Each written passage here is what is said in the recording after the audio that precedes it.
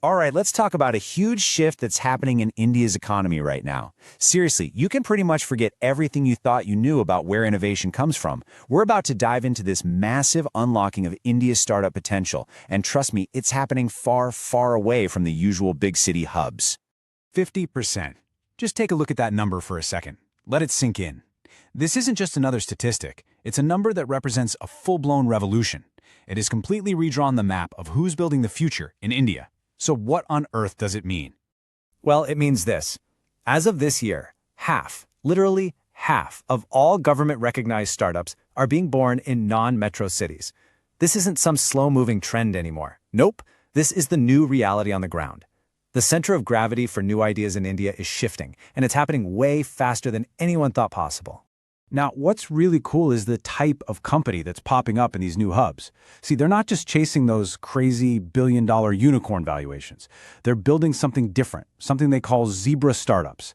These are businesses laser-focused on solving real-world problems, on being profitable from day one, and on building something that lasts. It's a much more practical and honestly a more powerful model for a new India. So you gotta ask the big question, why is this all happening right now?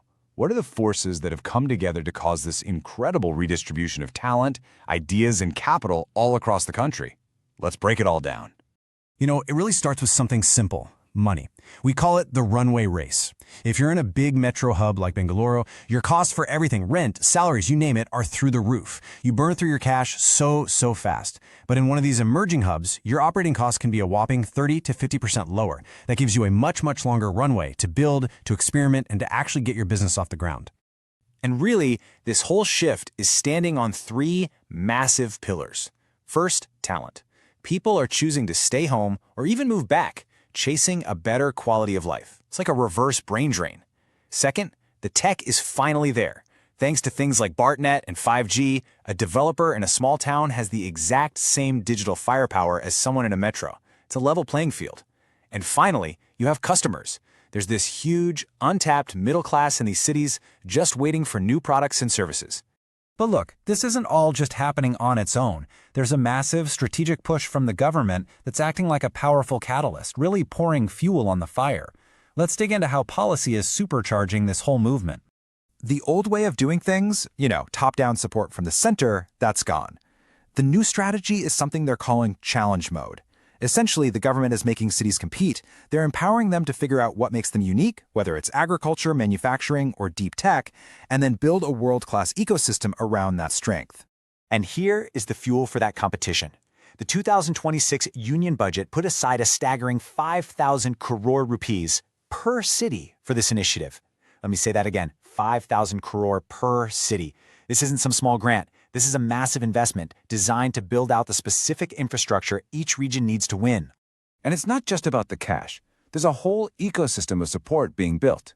You've got the state startup ranking, which creates this healthy competition to see who's the best place to build a company. You have things like the MARG portal, which is basically a mentorship platform connecting a founder in a small town with a global expert. And then you have dedicated funds like Genesis, pumping almost 500 crores directly into scaling startups in these exact emerging cities. Okay, so we've talked about the why and the how, but what about the where? It's time to actually put some names to these new innovation powerhouses that are popping up all over the map. So where exactly are we talking about here? Where are these new startup champions actually coming from? Just take a look at this.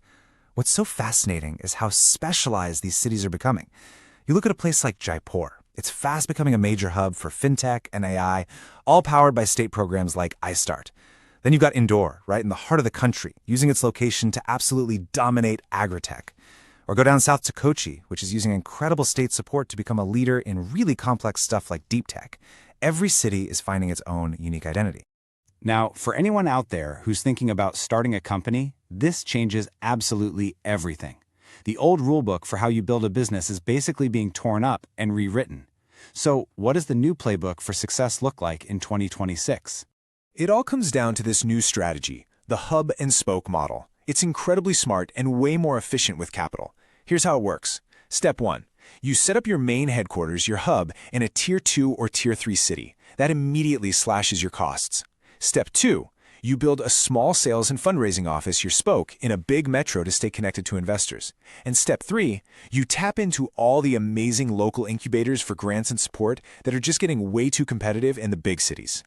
And this quote right here, it just nails the new reality. The competitive advantage today is no longer about being in the biggest city. It's about being in the right city. Bangalore was fantastic for building a general, everything tech ecosystem. But the future of very specific industries, think AgriTech, clean tech, logistics, that future is now being built in these specialized emerging cities. Which leaves us with one final, really powerful question to think about. We've all seen what a general-purpose tech hub like Bangalore can build for the world. But what kind of unique, world-changing ideas will come out of places like Jaipur or Kochi when they focus their entire city's talent and resources on solving just one massive problem? That's the future that's being built right now all across India.